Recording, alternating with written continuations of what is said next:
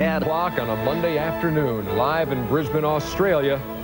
Another spectacular day here on Breaka Beach. And we welcome you back to the concluding broadcast of the 5th Goodwill Games. I'm Ernie Johnson.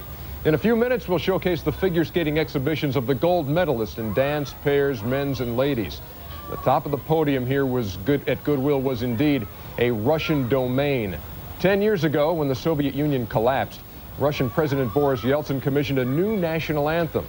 But that anthem never connected with the Russian people, and 4 months ago, Russia's new leader, Vladimir Putin, brought back the old Soviet anthem. The words were altered to reflect a more democratic Russia, but the beautiful hymn remained unchanged from 30 years ago. And it is a welcome relic of the hammer and sickle.